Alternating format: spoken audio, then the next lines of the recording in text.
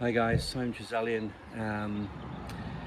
voice of reason, and today we're going to talk about what happened a year ago. October the 7th will go down in history, the same as probably 9/11. So on this day a year ago, several hundred terrorists crossed from Gaza into Israel, one of the most fortified and secure borders in the whole of the world, and were able to kill 1,400 people in the most brutal form and abduct over 200 hostages. Now, when I first heard this, I thought there was just no way that that could happen unless there was some form of massive dereliction of duty, or a massive failure of intelligence, which the Israelis are not really known for, or that something was meant to happen. And it obviously has spurred a huge backlash. We've seen the war in Gaza now, which has displaced millions.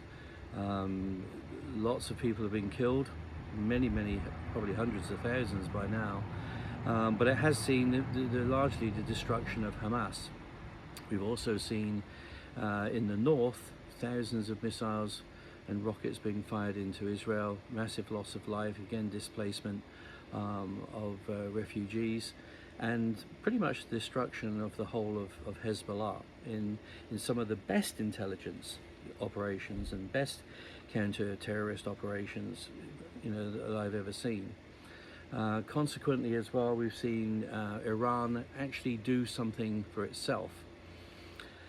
We've also seen the Houthis come to the aid of Iran, and they've had marginal success in firing on Israeli assets, more success in disrupting the shipping lanes. So Iran now has attacked Israel twice with hundreds and hundreds of drones, missiles, and ballistic missiles. So today, what's going to happen today? It could go two ways. The obvious answer would be for Israel to attack Iran in a direct response for the green light of that attack of a year ago. That would be the obvious way of doing things, because it sends a direct message. You attack our country, we'll attack yours. You kill our people, we kill yours.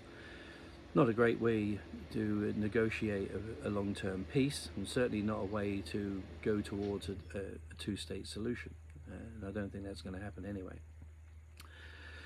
But Israel is always two steps ahead, and they're playing like 3D chess. So do they create a massive retaliatory strike today, or do they not? With the real knowledge that Iran knows exactly that Israel can attack Iran at any stage, at any time that it wishes, anywhere. They have air dominance. They've already shown that they can get through air defenses. They could destroy the nuclear facilities, even though the US doesn't want them to do that. The whole world should want them to do that. So what's going to happen? There's either two ways. You either attack Iran as a direct vengeance attack and be seen as that, as the vengeful one, the big guy coming in and laying down the killer blow. Or you could actually look at it from a peaceful point of view and say, yeah, we could do this, but we're choosing not to. Now, I've always found has been a warrior mentality. See, the thing is, there are two lots of men in this world. And I say men, this is not a sexist comment. This is just a pure humanistic, the way things are comment. You're either a peaceful man, or you are an ineffective man. You're either peaceful, or you're irrelevant. Now, a peaceful man means that he can do massive violence if necessary, if that violence is warranted. At that point, you become peaceful because you choose to be. If you can't produce violence within yourself, then at the end of the day, you're just harmless, and that's it. And harmless people are ineffective in this life. I've been a warrior all my life, ever since I was 15 years old. And I have had to, in the cause of my duty, become a person which I, in some ways, not regret, but I have misgivings now.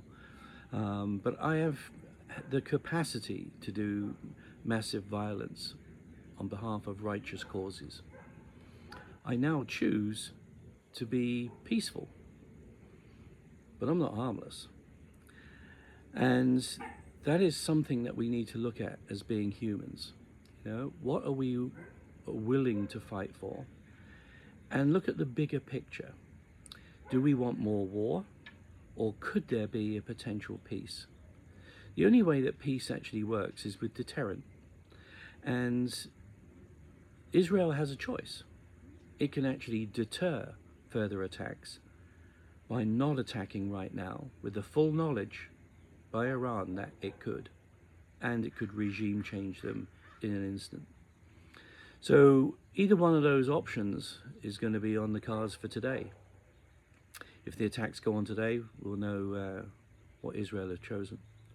So I grieve for the world. I don't like to see massive loss of life in any way, shape or form. But it is what it is. And the fact is that, you know, most of the world is actually at peace today. Most of it. But we don't talk about that. We only talk about the wars that go on. We only talk about the loss of life. And we should really ask ourselves why the media would like us to focus on the negative as opposed to the positive. That's all for today. That's Simon Trezelyan. Out to you.